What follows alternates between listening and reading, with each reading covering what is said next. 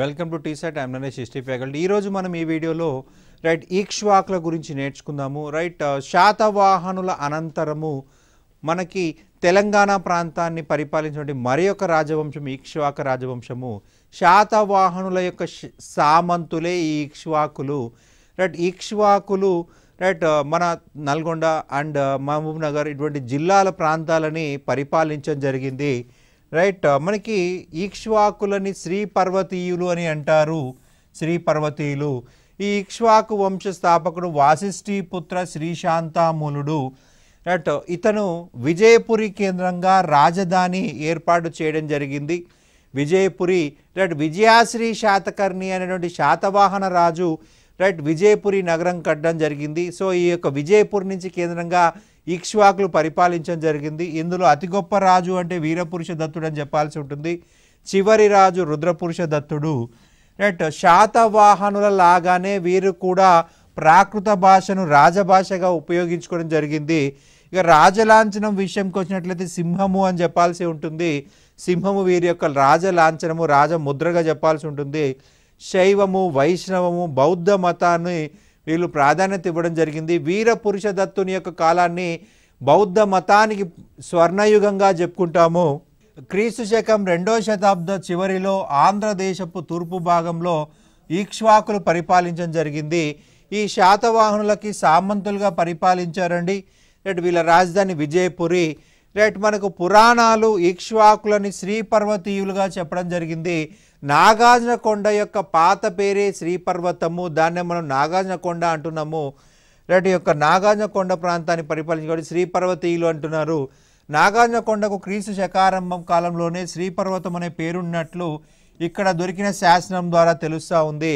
మనకి పురాణాల ప్రకారం 7 రాజులు రైట్ 100 సంవత్సరాల పాటు పరిపాలించినట్టు తెలుస్తుంటే శాసనాల్లో 4 అన్నట్టుగా తెలుస్తూ ఉంది. శాసనాలేమో 4 రాజులు, పురాణాల ప్రకారం 7 రాజుల గురించి సమాచారం మనకు లభిస్తూ ఉంది. సో రెండిట్లో దేనికి ప్రాధాన్యత ఇవ్వాలంటే శాసనాలకు ప్రాధాన్యత ఇవ్వాలి. ఎందుకంటే ఆ యొక్క శాసనాలు జారీ చేసింది ఆ యొక్క ఈక్ష్వాకులే కాబట్టి వాళ్ళ గురించి వాళ్ళు అబద్ధం రాసుకోరు కాబట్టి రైట్ మనము గుర్తుపెట్టుకోవాల్సి ఉంటుంది. ఈ యొక్క శాతవాహన సామంతులుగా ఈక్ష్వాకులు 4 మాత్రమే పరిపాలించినట్టుగా గుర్తుపెట్టుకోవాల్సి ఉంటుంది. ఈక్ష్వాకుల జన్మస్థలం రైట్ ఉత్తర దేశంలోని అయోధ్య అని చెప్పేసి బూలర్ రాప్సన్ చెప్పడం జరిగింది. తమిళ దేశం అని చెప్పేసి గోపాలాచారి, కన్నడ దేశం అని వోగెల్ చెప్పడం జరిగింది. రైట్ కృష్ణా తీరం అని చెప్పేసి కాల్డ్వెల్ అంటున్నాడు. కృష్ణా నదీ తీరంలో చెరుకు పండించే వారే తర్వాత కాలంలో రాజ్యం స్థాపించారని చెప్పేసి చెప్తున్నారు. ఇక్షు అంటే చెరుకు అని అర్థము. ఇక్షు అంటే చెరుకు అని అర్థము. చెరుకు పండించే వాళ్ళే తర్వాత కాలంలో ఒక రాజ్యాన్ని ఏర్పాటు చేసినట్టుగా మనకి తెలుస్తూ ఉంది. రైట్ వీరి శాసనాలు చూసినట్లయితే నాగార్జున కొండ శాసనం మరియు జగ్గయ్యపేట శాసనము, ఈ 2 శాసనాలు బ్రాహ్మీ లిపిలో ప్రాకృత భాషలో ఉన్నాయి. బ్రాహ్మీ లిపి మనకు ఎడమ నుంచి కుడికి రాస్తాము బ్రాహ్మీ లిపిలో. రైట్ ప్రాకృత భాషలో ఉన్నాయి. విష్ణు పురాణము, జైన ధర్మామృతం అనే గ్రంథాలు మొదలైనవి ఈక్ష్వాకులు ఉత్తర దేశం నుండి వచ్చినారని మనకు సమాచారం అందిస్తున్నాయి. రైట్ గోదావరి నదీ తీరంలోని అస్మక ములక రాజ్యాలను ఈక్ష్వాకు వంశ రాజకుమారులు స్థాపించారని బౌద్ధ సాహిత్యంలో ఉంది. రైట్ జైన ధర్మామృతము విష్ణు పురాణమేమో ఉత్తర భారతీయులంటే అస్మక ములక రాజ్యాలను రైట్ ఈక్ష్వాక రాజకుమారులే ప్రారంభించారని చెప్పేసి బౌద్ధ సాహిత్యం చెప్తా ఉంది. ఈక్ష్వాకు వంశానికి చెందిన యశోధర్ముడు అనువాడు అంగదేశం నుండి ఆంధ్రదేశానికి వచ్చి ప్రతిపాలాపుర రాజ్యాన్ని పాలించినట్టుగా ధర్మామృతం అనే జైన గ్రంథం ద్వారా తెలుస్తూ ఉంది. ప్రతిపాలాపురం దాన్నే బట్టిప్రోలు అండం గుంటూరు జిల్లా. అలాగే ఈక్ష్వాక వంశంలో 2వ వాడైన వీరపురుష దత్తుడు శాక్యముని వంశానికి చెందిన వారమని నాగార్జున కొండ శాసనంలో రాయడం జరిగింది. వీరపురుష దత్తుడు బౌద్ధ మతానికి అత్యంత ప్రాధాన్యత ఇచ్చినటువంటి రాజుగా చెప్పాల్సి ఉంటుంది. ఈ యొక్క రాజు రైట్ మేము బుద్ధుడి శాక్య వంశానికి చెందిన వాళ్ళం అని చెప్పేసి చెప్పుకున్నాడు నాగార్జున కొండ శాసనంలో. ఇక మనకి స్థాపకుడి నుంచి స్టార్ట్ చేసుకుందామండి. వాసిష్ఠి పుత్ర శ్రీ శాంతామూల. మనకి శాంతామూల అన్న చాంతామూల అన్న ఒకటే. చాంతామూల ప్రాకృత భాష, రైట్ శాంతామూల సంస్కృత భాష మారిందంతే, రైట్ భాష మారిందంతే. శాంతామూలుడు ప్రాకృత భాష, శాంతామూలుడు సంస్కృత భాష, రైట్ ఆయన వేరు కాదు, భాష మారిందంతే. శాంతామూలుడు ఇక్ష్వాకు వంశ స్థాపకుడు, రైట్ శాతవాహన వంశ చిట్ట చివరి రాజు వంటి 3వ పులోమావిని పారదోలి ఆంధ్ర ప్రాంతాన్ని ఆక్రమించుకోవడం జరిగింది. రైట్ ఇతను వైదిక బ్రాహ్మణ మతాభిమాని. ఇతను విరూపాక్షపతి భక్తుడు, విరూపాక్షుడుపతి. మనకు మహాసేనుడన్నా కార్తికేయుడన్నా ఒకడే, లేదంటే కుమారస్వామి అని చెప్పాల్సి ఉంటుంది.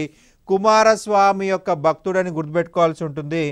రైట్ ఇతడు అశ్వమేధ, అగ్నిస్తోమ, అగ్నిహోత్ర, వాజపేయ యాగాలను చేశాడు. అశ్వమేధ, అగ్నిస్తోమ, అగ్నిహోత్ర, వాజపేయ యాగాలను చేయడం జరిగింది. ఈ యజ్ఞయాగాల ద్వారా వైదిక మత పునరుద్ధరణకి పునాది వేసిన వ్యక్తి అని చెప్పాల్సి ఉంటుంది.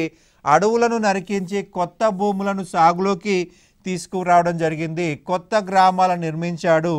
ఇతడు గొప్ప దాత. భూమిని సాగు చేయడానికి రైతులకు లక్షల కొలది నాగళ్ళు, గోవులను, వ్యవసాయ క్షేత్రాలను దానం చేశాడు.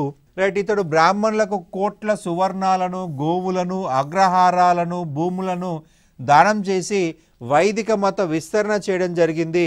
రైట్ ఇతని శాసనాలు రెంటాల శాసనం, కేసనాపల్లి శాసనం, దాచేపల్లి శాసనము. ఇతని కాలానికి చెందిన అశ్వమేధ వేదిక నాగార్జునకొండలో బయలుపడింది. రైట్ శాంతామూలుని సోదరి శాంతిశ్రీ బౌద్ధ మత అభిమానిగా చెప్పాల్సి ఉంటుంది.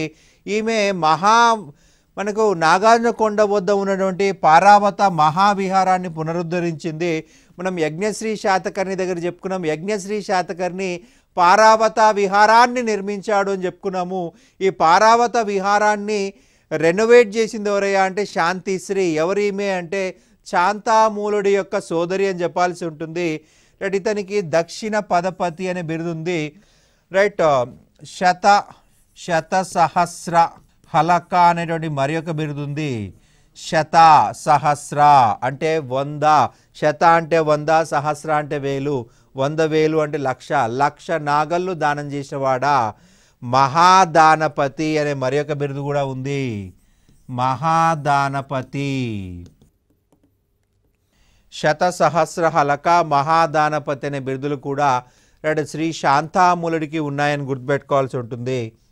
రైట్ నెక్స్ట్ చూసినట్లయితే మాడరీ పుత్ర శ్రీ వీర పురుష దత్త. మాటరీ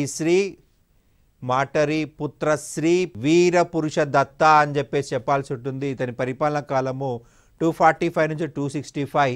శ్రీ వీర పురుష దత్తుడు శాంతామూలుడి యొక్క కుమారుడు. ఇతడు బౌద్ధ మతాన్ని ఆదరించాడు. ఇతని రాణులు, ఇతని అంతఃపుర స్త్రీలు పోటీపడి బౌద్ధ మత సంస్థలకు దానాధర్మాలు చేయడం జరిగింది. రైట్ ఇతని కాలాన్ని బౌద్ధ మతానికి స్వర్ణయుగంగా చెప్పుకోవాల్సి ఉంటుంది. రైట్ తన తండ్రిలాగా మొదట ఇతను రైట్ వైదిక మతాన్ని పోషించినప్పటికీ తన అత్తల అలాగే భార్యల ప్రభావంతో ఇతను వైదిక మతాన్ని వదిలేసి బౌద్ధ మతాన్ని తీసుకున్నాడు. ఇతని పరిపాలనా కాలంలో తెలంగాణలో బౌద్ధ మత చరిత్రలో ఒక సువర్ణ యుగంగా చెప్పుకోవడం జరుగుతుంది. క్రీస్తు శకం 250లో నాగార్జునకొండలో మహాచైత్యం పునరుద్ధరించి ఆయక స్తంభాలు నిర్మించాడు. మనకి స్తూపాలకు ఆయక స్తంభాలు ఉంటాయి. ఉత్తర భారతదేశంలో తోరణాలు అన్నారు, దక్షిణ భారతదేశంలో ఆయక స్తంభాలు అన్నారు.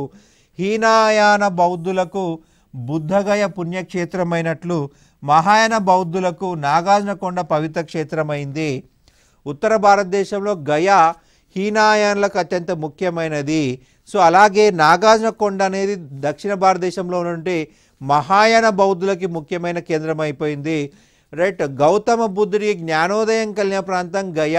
రైట్ అటువంటి గయలో మనకి గయ అంత ప్రాధాన్యత నాగార్జునకొండకి ఇవ్వడం జరిగింది.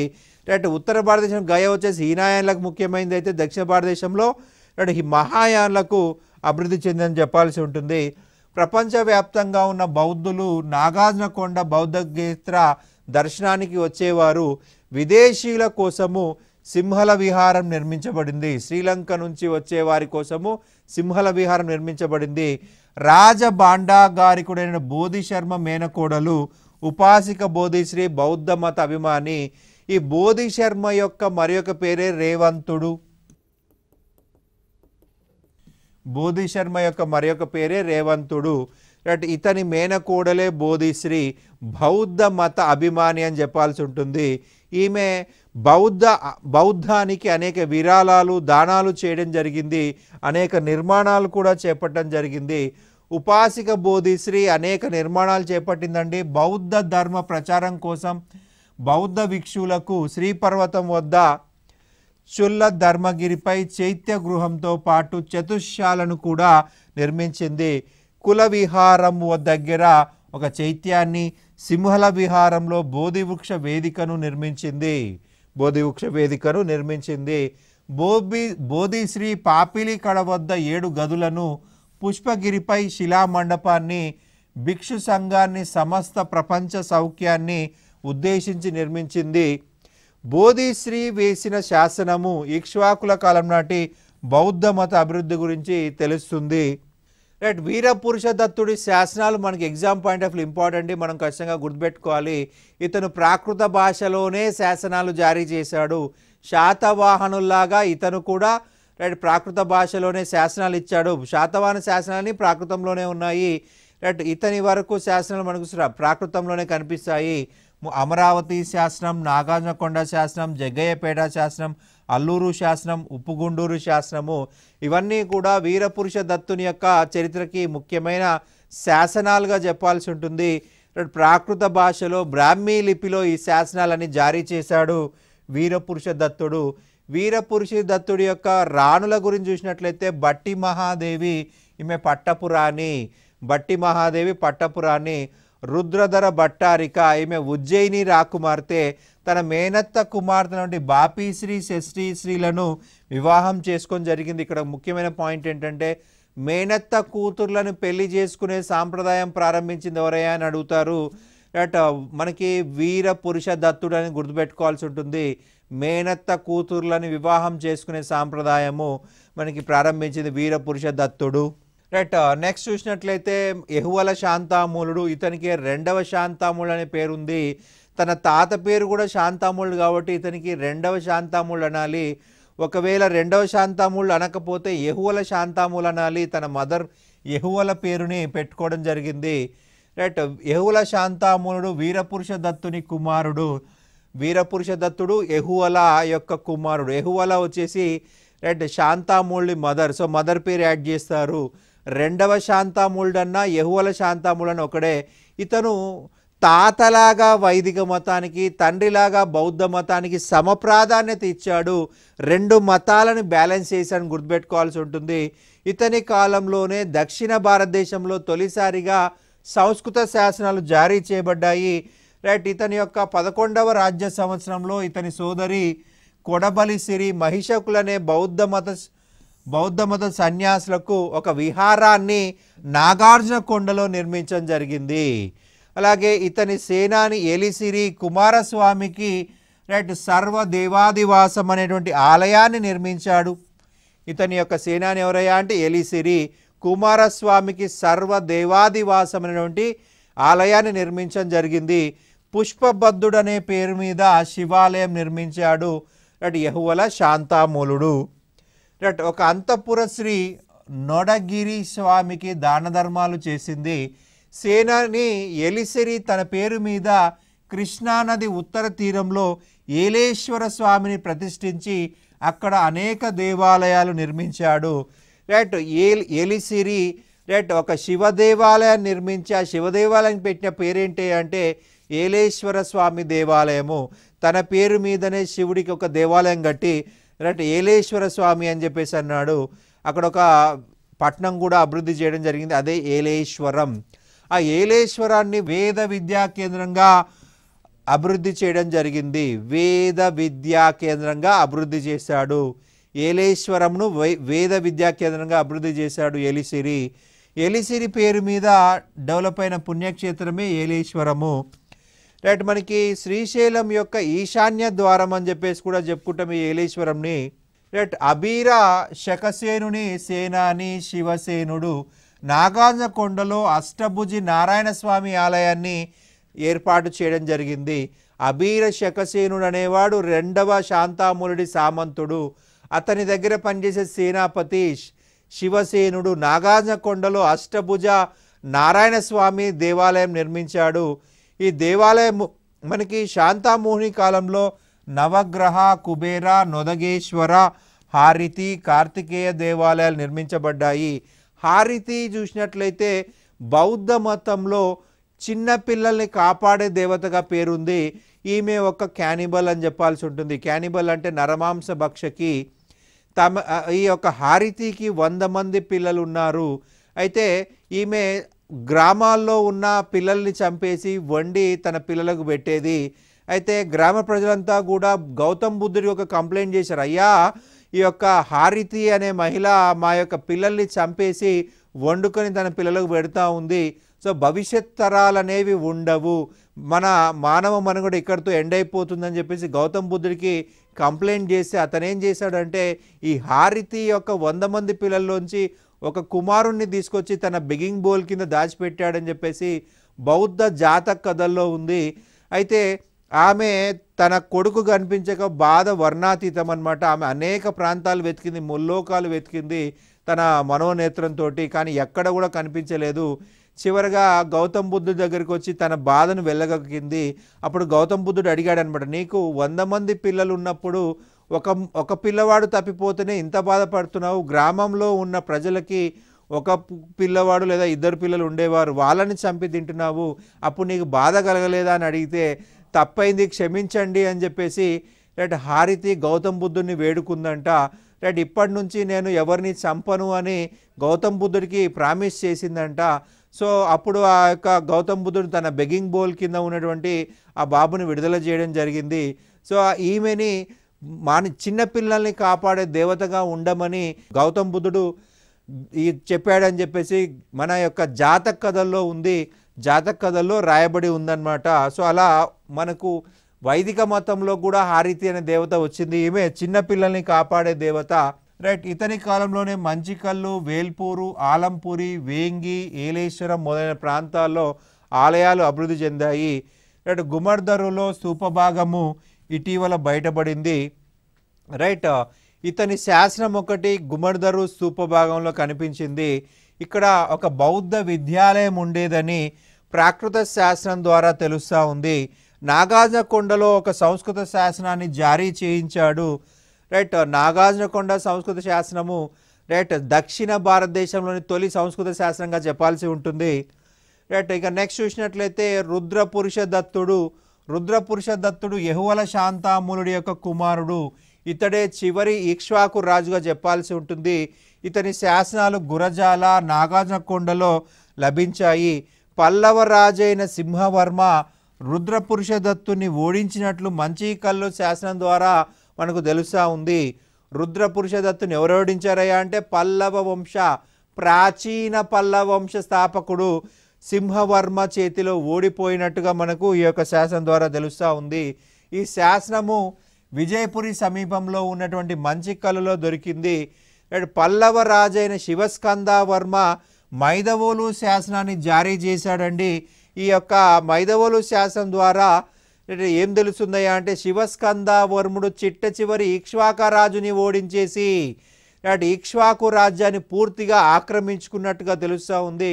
సో మనకి ఎగ్జాంపుల్ ఏమవుతుందంటే ఇక్ష్వాకు రాజ్య పతనం గురించి వివరించే శాసనం అంటే శివస్కందవర్మ జారీ చేసినటువంటి మైదవోలు శాసనం అని గుర్తుపెట్టుకోవాల్సి ఉంటుంది. ఇక ఇక్ష్వాకుల నాటి సాంస్కృతిక పరిస్థితులు చూసినట్లయితే ఇక్ష్వాక వంశీయులు మహారాజులుగా పేర్కొనబడినారు. స్త్రీలు తమ భర్తల యొక్క ఉద్యోగ నామాలను సాంప్రదాయముగా ధరించేటువంటి సాంప్రదాయం ఉంది.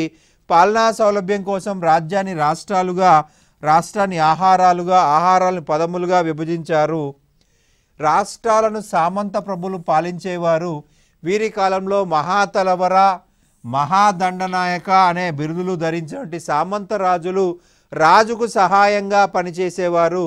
అమాత్య, సేనాపతి, మహాదండనాయక, కోష్టాధికారి ఉద్యోగస్తులు రాజుకి అండగా ఉండేవారు. మనకి మహాదండనాయక అంటే మనకు న్యాయాన్ని కాపాడేవాడు. కోష్టాగారాది అంటే కోశాగారం అన్నమాట.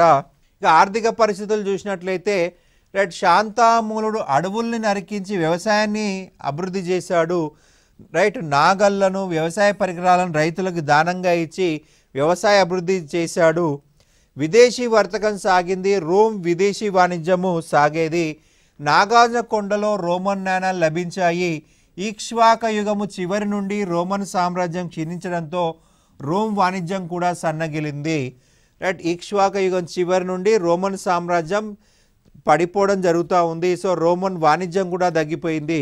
అంటే ఈక్ష్వాకుల యొక్క వ్యాపారము రోమ్తో ఆగిపోయింది లేదా తగ్గిపోయింది. ఎందుకంటే రోమన్ సామ్రాజ్యం పతనావస్థకు చేరుకుంది. అక్కడ కొనేవాడెవడు లేడు. కొనేవాడు లేనప్పుడు మనం ఎలా పంపించలేం. ఈక్ష్వాకుల వాణిజ్యం తగ్గింది. ఈ రోమ్కు వైపు వెళ్ళే వాణిజ్యము పరిశ్రమలు క్షీణించడంతో వ్యవసాయమే ఆర్థిక వ్యవస్థకు కీలకమైంది. ఈ పరిణామాల వల్ల బౌద్ధ మతం తన ప్రధాన పోషకులైనటువంటి వృత్తి పనివారు, వర్తక సంఘాల వారు ఆదరణ కోల్పోయి క్రమంగా బౌద్ధ మతం వీక్ అయిపోయిందని చెప్పాల్సి ఉంటుంది.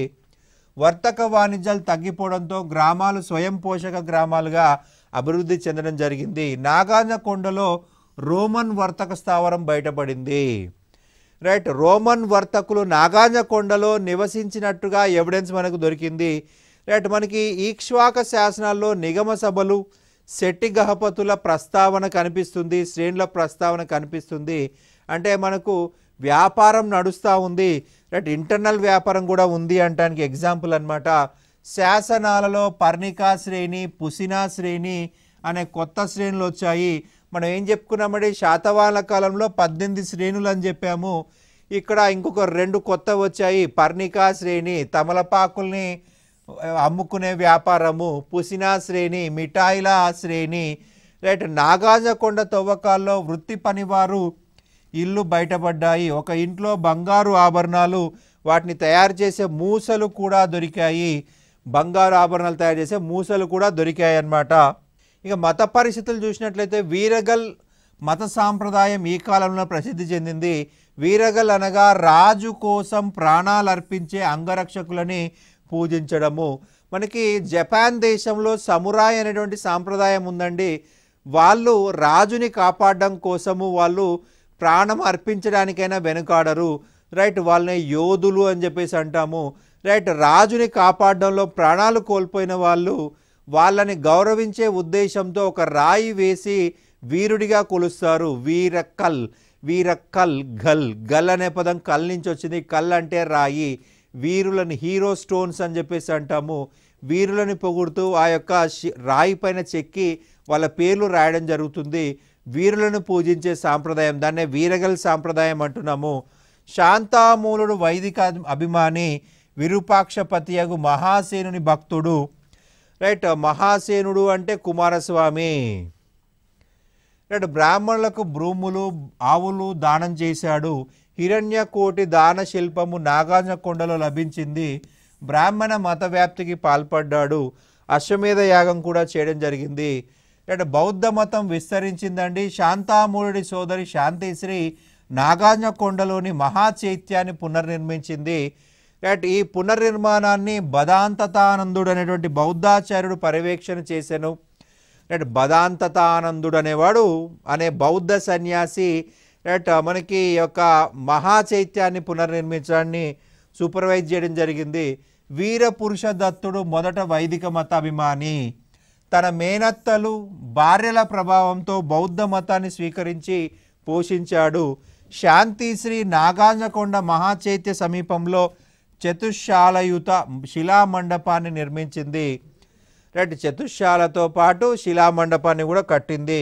రైట్ నాగార్జున కొండలోని విహారాలలో అపర మహావినయ శైలిలు, మహిషాకులు, బహుశ్రుతీయులను బౌద్ధ మత శాఖలుగా నివసించేవారు.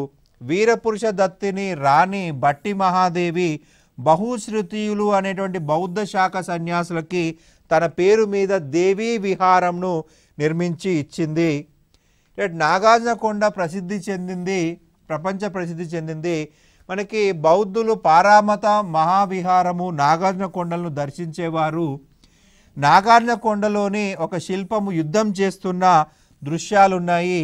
వీరపురుష దత్తుని కాలానికి సంబంధించింది. ఒక శిల్పంలో యుద్ధం చేస్తున్న అవశేషాలు కనిపిస్తున్నాయి. నాగార్జునకొండలో మహాసాంఘికులు అనేవాళ్ళు ఉండేవారు. బౌద్ధ మతంలో మనకు ముఖ్యమైన వాళ్ళు మహాసాంఘికులు. ఈ కాలంలో బోధి వృక్షారాధన, త్రిరత్న, స్వస్తిక, ధర్మచక్ర, మీన లాంఛనాలతో నుండి బుద్ధుడి పాదములను బౌద్ధ మతస్థులు ఆరాధించేవారు. బోధి వృక్షారాధన, శ్రీరత్న, స్వస్తిక, ధర్మచక్రము, మీన లాంఛనములతో ఉన్న బుద్ధుణ్ణి బౌద్ధ మతస్థులు పూజించేవారు.